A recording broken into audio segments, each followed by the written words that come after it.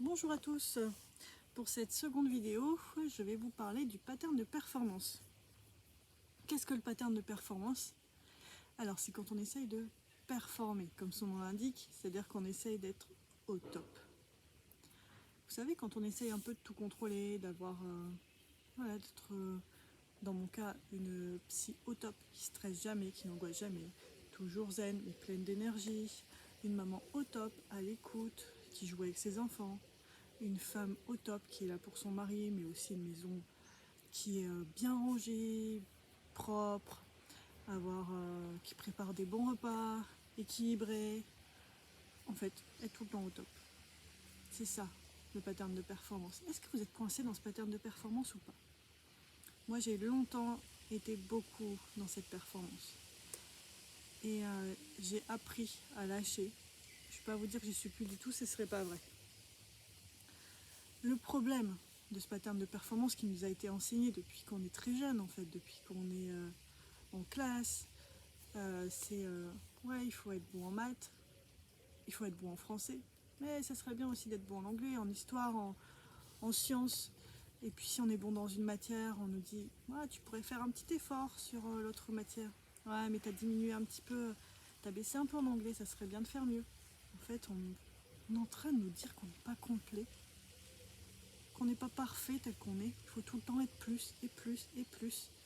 Et c'est ce que notre cerveau enregistrait. Pour être aimé, il faut être au top. Pour être aimé, il faut tout le temps performer. Sauf qu'on est comme la nature. On ne peut pas être tout le temps au top.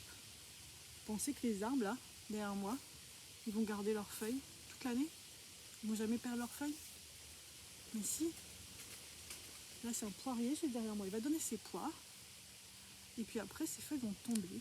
Et il va se mettre en régénération. Nous aussi, on a besoin de période de régénération. Nous aussi, parfois, on a moins d'énergie.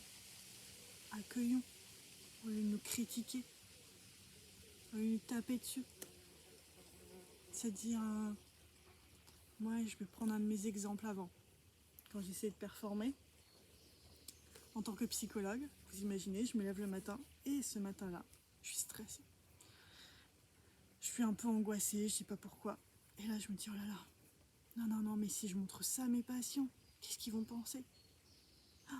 Ils vont me dire que je ne suis pas une bonne psy, que moi, je ne sais pas l'appliquer à moi-même, tout ce que je leur dis, ça va pas aller. Et là, je suis en train d'alimenter mon angoisse. Ah là là, mais je vais être encore plus angoissée, donc je focalise mon attention dessus. J'arrive dans mon cabinet et là, je suis angoissée, j'arrive pas à écouter mon patient parce que je suis concentrée sur mon angoisse. Il faut pas que mon patient le voie, parce que j'essaye de performer. Et bien sûr, il s'en va. Après, qu'est-ce que je fais? Je me critique. Ouais, et en plus t'es psy, et toi t'es angoissée, et toi se donner des conseils à des gens qui sont angoissés. Je culpabilise, parce que la personne a payé pour venir voir une personne angoissée comme elle. Je m'auto-sabote, là, je me tape dessus, je suis vraiment pas quelqu'un de bien. Je perds l'estime de moi, je perds la confiance en moi. Et tout ça, parce qu'à la base, je veux performer pour avoir l'amour de l'autre. Mais il faudrait peut-être que je m'offre l'amour d'abord. Non? Vous pensez pas? Et ce mode de pensée a changé, ce mode de fonctionnement a changé chez moi. Depuis, imaginons, je me lève un peu stressée, un peu angoissée, je me dis ok, c'est ok, c'est pas top aujourd'hui alors, c'est pas si grave que ça, je suis pas en train de mourir là. Je m'en vais dans mon bureau, je vais voir mon patient, je me mets pas la pression. Donc déjà, je suis beaucoup moins stressée, tout va bien. Et en plus, je vais pouvoir l'utiliser dans ma consultation. En me disant, hé, c'est pas grave d'être stressé, ça arrive à tout le monde, moi aussi ça m'arrive, aujourd'hui je suis pas au top. Eh ben j'écoute les besoins de mon corps. Pourquoi je suis stressée? Peut-être parce que je suis fatiguée. Et mon corps me demande de me reposer.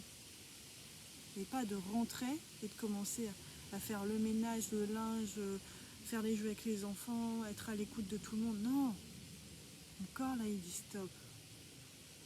Qu'est-ce que je vais faire en rentrant? Je vais faire stop. Je vais me poser. Je vais me détendre. Je vais m'offrir l'amour dont j'ai besoin. Je vais être douce avec moi. Et dans ces cas-là, Voilà la boucle infernale de critique, auto-sabotage, perte de confiance en soi, perte d'estime de soi, elle est coupée. On peut prendre cet exemple avec n'importe quoi. Quand quelqu'un vient chez vous, est-ce que vous faites le ménage à fond? Ah oui, parce que votre ami, si vous n'avez pas fait le ménage, ce ne sera plus votre ami.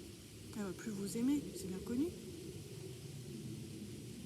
Vous voyez bien, on essaye de performer parce qu'on pense qu'on ne va plus nous aimer. Si votre plat il est raté, est-ce que c'est si grave que ça? Est-ce que si vous avez été moins à l'écoute de vos enfants, est-ce que c'est grave? C'est pas comme ça tous les jours. Tout change, comme la nature. Le tout, c'est d'accueillir qui on est, avec douceur, avec compassion. Alors aujourd'hui, je vous pose une question. C'est qu'est-ce que vous allez faire pour ne plus être dans ce pattern de performance? Est-ce que vous allez être plus doux avec vous? Plus à l'écoute? Moins critique? Moins exigeant? Mais attention, hein, n'essayez pas de performer dans la non-performance. Parce que là, ça n'irait pas. N'essayez pas de performer dans l'amour de soi non plus. Parce qu'on ne peut pas non plus s'aimer totalement tout le temps. Ne passons pas d'un extrême à un autre. N'essayons pas de performer dans la zénitude. N'essayons pas de performer dans notre pleine énergie. Mais non. Il y a des jours où on est plus calme, il y a des jours où on est plus agité, il y a des jours où... Moi ça m'arrive, il y a des jours où j'ai envie de ranger toute ma maison, et puis il y a des jours où j'ai juste envie de m'asseoir dans le canapé. C'est pas grave, tout est parfait. Être à l'écoute de soi, et de se donner l'amour, et s'incliner face à tout ça, c'est se sentir complet. Vous êtes complet. Vous êtes parfait tel que vous êtes. Vous n'avez pas besoin d'en faire plus.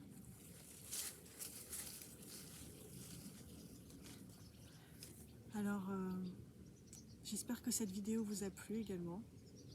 Il y a mon chat qui vient de passer.